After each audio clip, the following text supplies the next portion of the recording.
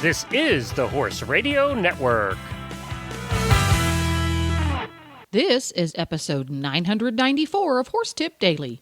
A different horse tip, a different equine topic, a different equestrian expert every day. Horse Tip Daily brings the world of equine knowledge to you, one day at a time.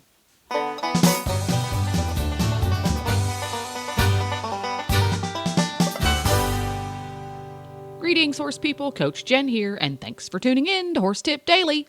Today's tip is an excerpt from the Eventing Radio Show. Show co-hosts Jess Montgomery and Samantha Clark get together with Laine to outline some great tough love techniques for greener horses. And we'll get right to our tip after this important message from EasySignsOnline.com.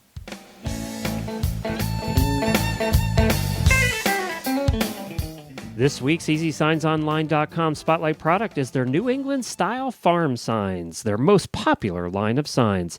New England Style Farm Signs are very durable and designed for long-term outdoor use with no maintenance required, no wood to rot, and no paint to peel. They will outlast the old style painted wood signs by many, many years. They are available in many sizes, shapes, and styles, which makes them the perfect sign for any farm or business. Go online today and go through the EasySignsOnline.com easy step-by-step ordering process to see all the prices and options available. They also offer free, no-obligation sign proofs on all New England-style signs, and you get free shipping as well on all New England-style signs. So replace your old worn-out sign and make a great first impression with a new farm sign from EasySignsOnline.com. And the holidays are right around the corner, so it's a terrific gift idea. I can't think of a better one. Visit EasySignsOnline.com. What are you insinuating when you say it takes you 30 minutes to get her to where you want her? Like in front of what my are the leg. issues that you're dealing with? Where she's feeling in front of my leg, and she's just, I've got a really nice trot, a really nice canter. I'm not having to constantly, be kicking her on, where she's finally it's kind of like, pulling me around the ring a little bit rather than me having to push her around. So for me, you need to sort of up the ante a little bit. You need to up the ante, and you need to, Kim tells us all the time, don't beg, right? Don't beg. And so it might be a little bit of that tough love. Like I said, it's a lot easier for me to get on your horse and get them in front of my leg, and you to get on my horse and get them in front of your leg, than doing it on my own horse, because you've developed a marriage with her.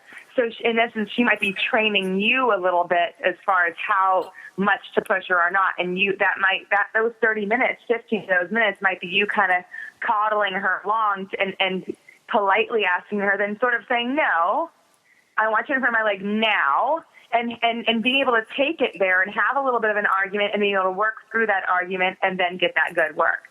So don't be afraid to have your trainer there, obviously, and don't be afraid to take it and be a little bit, give her a little boot camp for a week where it doesn't need to be mean, but your aids need to be stricter, they need to be clearer. And if she does not react to those aids, then she gets punished with a little, kick in the gut or a little tap with the dressage stick.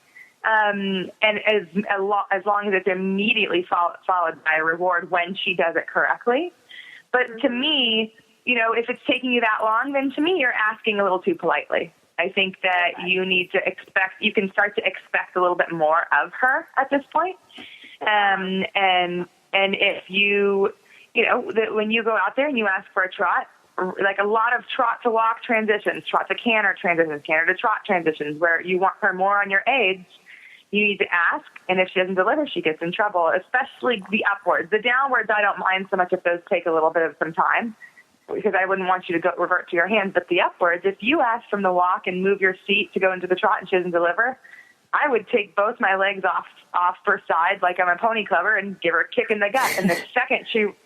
And that's what I do with my own horses. I mean, if you come out and watch me, I don't want to be invasive in my horses' mouths. They all have beautiful, light mouths. It's my leg. If I put my leg on and you're not answering, well, what is it going to be when I'm coming down to an advanced level coffin and I'm putting my leg on and you're not answering, right? Mm-hmm. So you have to sort of keep that in mind where, I'm putting my leg on you for a reason, not just because I feel like kicking you. And if you don't deliver, then okay, I'm going to give you a big kick. And the second that they react positively forward, I don't care where their head is, they get a reward saying, good, that's exactly what I want, so that you can be very clear, not gray, but very black and white with your aids. And I think that's probably where the issues that you're running into right now.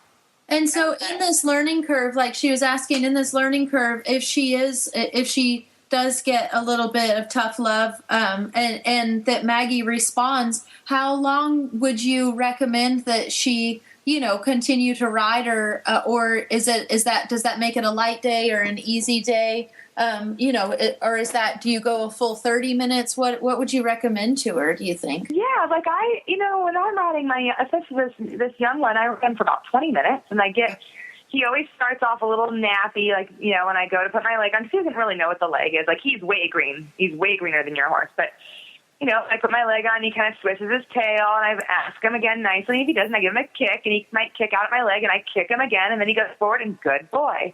Right. So then I go back, I get him more forward, I do some trot, I do some canters, then I go back to that walk to trot, and at the end of my work, whether it be 20 minutes, 25 minutes, even 30 minutes, if the first time he does it correctly, I let go of the reins and I put him away. Okay. So that's got to be your gauge. It's got to be your gauge, and being able to, ask one thing, kind of go through a little checklist of what you want to work on that day. And if it's your canter upwards that you're not having fun with, then, get the canter upward, and when it's right, go to something else, give her a pet, put her away. And then maybe test her at the end of your work. But it doesn't need to be a drawn-out 40, 50-hour-long ride. Get the work that you want to accomplish, and then throw her away. Yeah, it almost sounds like it's more important to set the goals before you ever even get on, and have Totally. just one goal or two goals, as opposed to, well, my whole dressage test isn't really where I want it to be. So Totally. God. Because if I thought about doing my advanced level test, it's overwhelming how many things you want to fix, and it's like, okay, I'm just going to do one thing. Very true. Totally. No. That's a great point, Jess. It's a great point. Make sure you set a goal every time you come out. And you don't need to work on, walk, trot, canter, leg yield. No, if you want to work on your trot to canters, it's okay to work on your walk as well. And I highly recommend, especially at your guys' early stage, one thing that when I was younger, did not do enough of is walking. And it's so boring. And I do feel, and like you just told me, that you lose her when you give her breaks. Well, don't let walking be her break. Let walking be part of her work, so that when you are in your test and you go up to training level and you've got a free walk across diagonal, go medium walk, right? Like that you don't, when you start picking up your reins, it's a nerve-wracking thing, I'm going to start freaking out now. No. So what I've incorporated, especially these past couple of years of working my horses, has been, I'll do all my work, and in between my leads or in between some of my work, I do a medium walk, and I'll walk around the whole, perimeter of the arena in a medium walk with my reins, so the horses learn that when I have a shorter rein, it's not a big deal. And I'll go to free walk, and then I'll go back up to working walk, and I'll do that with all my horses, all levels, so that they learn in the test. When I go to pick my reins up, it's not about being nervous and anticipate. So most of the time when I go to pick my reins up, I give the aids for a halt, and I'll even halt about 3 or 4 times, so that in my test, my horse will maybe sort of anticipate that I'm going to go to a halt, so I can put my leg on to ride for a bigger walk, if that makes sense at all. Yeah. Yeah. So there you go. Go to horsetipdaily.com for links to today's experts, and you can listen to all of your favorite Horse Radio Network shows with you wherever you are by downloading the free Horse Radio Network app for iPhone or Android. Just go to your app store and search Horse Radio Network. Do it today. It's quick, it's free, it's easy. This podcast has been made possible through the generous support of EasySignsOnline.com, your complete source for all sorts of signs for your farm or business, and by listeners like you. To learn more about how you can support the Horse Radio Network programs and get cool perks, go to horsetipdaily.com and click on the Become an Auditor banner in the center of the page. The Horse Radio Network and the Horse Radio Network hosts are not responsible for statements of guests or their opinions. Use your own judgment when listening to the tips provided by the experts on Horse Tip Daily.